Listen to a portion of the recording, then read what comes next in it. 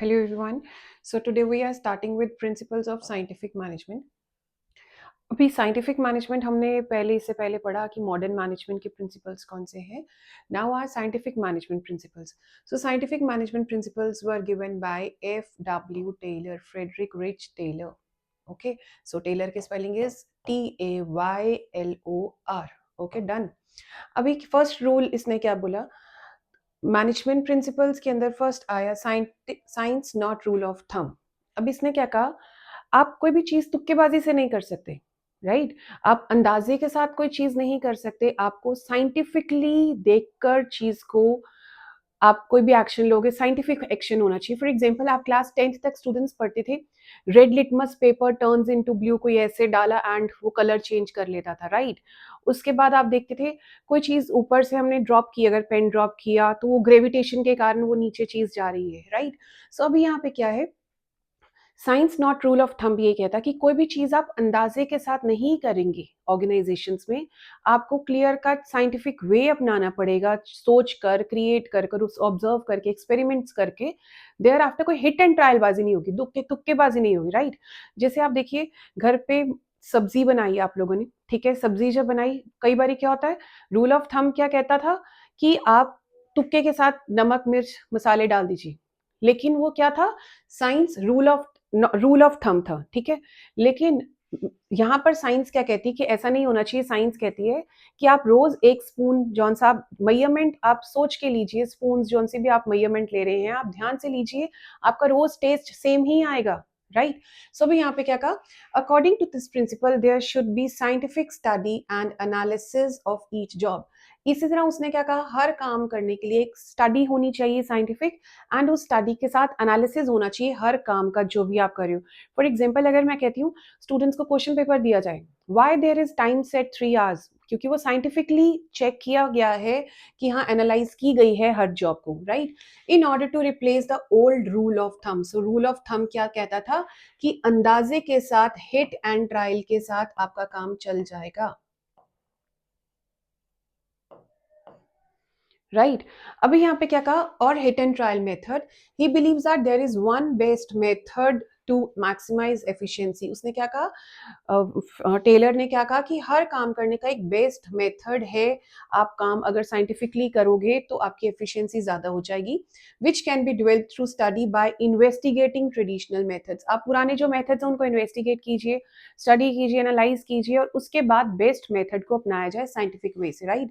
For example, यहाँ पे का स्टैंडर्ड टाइम और method doing the task must be scientifically analysed. तो भी कहते हैं कि जॉन सा आपने स्टैंडर्ड टाइम लगाना है. आप कई बार कहते हो, मैम क्वेश्चन पेपर लेंथी बहुत था. लेंथी था, दैट मीन्स वो स्टैंडर्ड टाइम के हिसाब से ज्यादा था. दैट मीन्स वहां पे हिट एंड ट्रायल के साथ किया गया कि हाँ, तुक्काबाजी लगाएगी कि शायद क्वेश्चन पेपर हो जाए. But some of the time experts भी कह देते कि दिस इज नॉट 3 hours का पेपर नहीं. सो हमने यहाँ पे क्या कहा कि हर स्टैंडर्ड टाइम को एनालाइज किया जाए साइंटिफिकली कि वाकई वो काम हो सकता है उतनी देर में या नहीं, right? And should not be based on estimates. तुक्केबाजी पे नहीं होना चाहिए, अंदाजे पे नहीं होना चाहिए, या पास्ट एक्सपीरियंस, हाँ भी इस टाइम पे हम तो इतना कर लेते थे, अब भी इतना हो जाना चाहिए. No, it should not be based on experiments या हिट एंड ट्रायल बेस पे नहीं होना चाहिए, राइट? हो गया. सो इसका नाम क्या था? Science not rule of thumb. Next is harmony not Discord. Discord क्या होता है? कंफ्लिक्ट, लड़ाई, राइट? सो भी हमने यहाँ पे इस प्रिंसिपल में क्या कहा कि ऑर्गेनाइजेशन में सारे इकट्ठे मिलकर काम करें, हार्मनी के साथ, लड़ाई झगड़े के साथ काम नहीं होना चाहिए, डिस्कॉर्ड नहीं होना चाहिए. There should be complete harmony and proper understanding between managers and workers. Workers और मैनेजमेंट में क्या होनी चाहिए? हार्मनी होनी चाहिए, and they should work together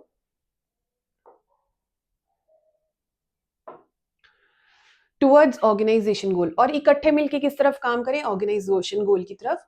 there should be complete change in the mental outlook. तो अभी केस स्टडी के लिए स्टूडेंट्स ये वर्ड आ गया, मेंटल आउटलुक और mental revolution.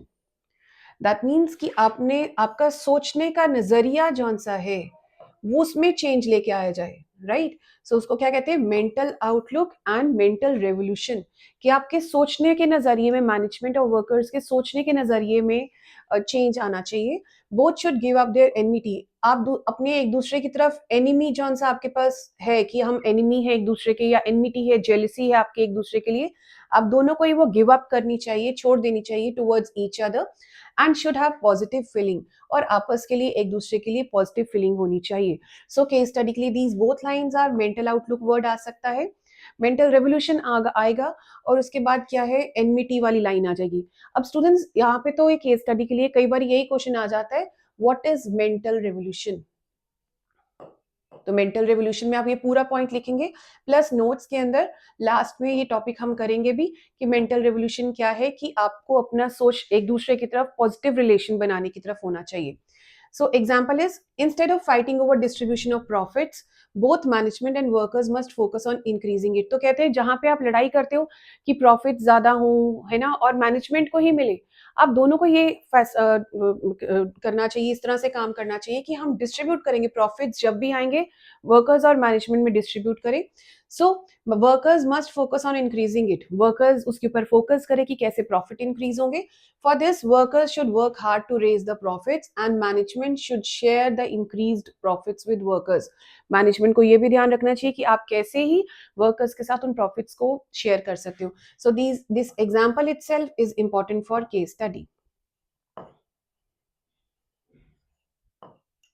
Right? Next is cooperation not individualism.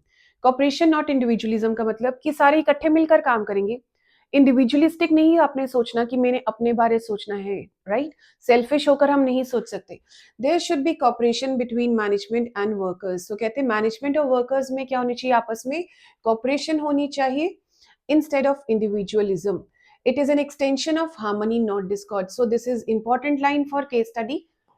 आ जाता है क्वेश्चन या एमसीक्यूज भी आ जाते हैं. एंड राइट हियर एमसीक्यूज के लिए भी एंड केस स्टडी के लिए भी, राइट. सो कहते हैं ये प्रिंसिपल क्या है, इंपॉर्टेंट एक्सटेंशन है. जैसे वो पिछले वाला था हार्मनी, इकट्ठे मिलकर रहना है, हमने लड़ाई नहीं करनी, ऐसे ये कहता कि इसका एक एक्सटेंशन ही है. क्या एक्सटेंशन है, कि हार्मनी के साथ रहना है, डिस्कॉर्ड लड़ाई झगड़ा नहीं करना. Cooperation should be replaced, sorry, competition should be replaced with cooperation, and this is again important line for case study. Very very very important line. So आप यहाँ से याद रख सकते हैं, सी से कंपटीशन वाली जब लाइन आएगी तो कॉपरेशन वाला पॉइंट आएगा. दोनों सी से पॉइंट स्टार्ट होते हैं, कंपटीशन एंड कॉपरेशन वाला पॉइंट. एंड इसको इंपॉर्टेंट फॉर हम लिख देते हैं case study, right. Next is management should encourage constructive suggestion. Again C से वर्ड आया कंस्ट्रक्टिव सजेशंस वाला. दिस इज अगेन कौन सा, कॉपरेशन नॉट इंडिविजुअलिज्म वाला. And this is again important for case study, right. So हमने यहाँ पे क्या कहा कि एम्प्लॉइज को आप सजेस्ट करें, एम्प्लॉइज की कैसे कंस्ट्रक्टिव सजेशंस लेकर आ सकते हैं और उनको उसके बदले रिवॉर्ड्स दिए जाएं. At the same time workers avoid strikes. ये अगेन केस स्टडी के लिए लाइन आ गई. एंड एम्प्लॉइज को भी क्या ध्यान रखना चाहिए कि आपको स्ट्राइक्स नहीं करनी, आपको अनरीजनेबल डिमांड्स जो पूरी नहीं हो सकती वो नहीं करनी. Management must focus on paternalistic style of management. This is again important for case study. So I'll now put star on the points which are important for case study. So अभी यहाँ पे इसने क्या कहा कि मैनेजमेंट को किस पे ध्यान देना चाहिए, पैटर्नलिस्टिक स्टाइल पे. पैटर्नलिस्टिक स्टाइल मींस जिस तरह से एक फादर अपने बच्चों का ध्यान रखता है, वैसे ही पेरेंटल फॉर्म की तरह मैनेजमेंट को भी अपने वर्कर्स को उस तरह से ध्यान रखना चाहिए. सो यहाँ पे आया case example I, management should workers in determining, should help workers in determining work standards that will increase involvement of workers to perform efficiency. So भी कहते हैं कि मैनेजमेंट को क्या करना चाहिए, हेल्प करना चाहिए वर्कर्स की, जहाँ पे इकट्ठे मिलकर आप क्या करोगे, एक अपने स्टैंडर्ड सीखोगे काम के और एफिशिएंसी को इंक्रीज करने का सोचोगे. So this is individual point of scientific management is important, right. So next is development of workers to their greatest efficiency and prosperity. अब क्या कहते हैं कि साइंटिफिक प्रिंसिपल क्या कहता है, टेलर ने जो दिया, टेलर ने कहा कि आप जो वर्कर्स हैं उनकी प्रॉस्पेरिटी के लिए, उनकी एफिशिएंसी, बढ़ती हुई एफिशिएंसी के लिए आपको क्या करना पड़ेगा, उनको डेवलप करना पड़ेगा. डेवलप करने का मतलब क्या है, उनमें कुछ आपको स्किल्स इनकलकेट करने पड़ेंगे, स्किल्स देने पड़ेंगे उनको, उनकी ट्रेनिंग लगानी पड़ेगी, राइट. सो मेन उसने क्या कहा कि आपको डेवलप करना पड़ेगा अगर आप चाहते हैं कि इंप्लॉइज काम अच्छा करें, उनकी प्रॉस्पेरिटी हो. So management should aim to develop workers to their greatest efficiency and prosperity through a scientific system of selection. पहले आप सिलेक्शन केयरफुली कीजिए, जब आप जॉब के लिए रख रहे हैं किसी पर्सन को, and providing training to employees, employees को ट्रेनिंग दी जाए adequate for their physical number one, mental number two, and intellectual growth, और उनकी इंटेलेक्चुअल ग्रोथ के लिए भी क्या है, उनकी एफिशिएंसी को इंक्रीज करने के लिए, प्रॉस्पेरिटी को इंक्रीज करने के लिए यू शुड ऑलवेज इनकलकेट और imbibe skills and training among employees, right. Next आया students, maximum not restricted output. Maximum not restricted output का मतलब क्या है, आपको ये ध्यान रखना है कि आपने रिस्ट्रिक्टेड आउटपुट इज, लेबर अगर सोचती है कि यार हमें प्रॉफिट्स नहीं मिलते तो हम लोग आउटपुट लिमिटेड रखेंगे, ऐसा नहीं होना चाहिए।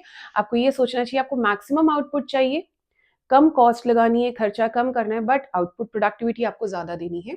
Both the management and workers should try to achieve maximum output in place of restricted output.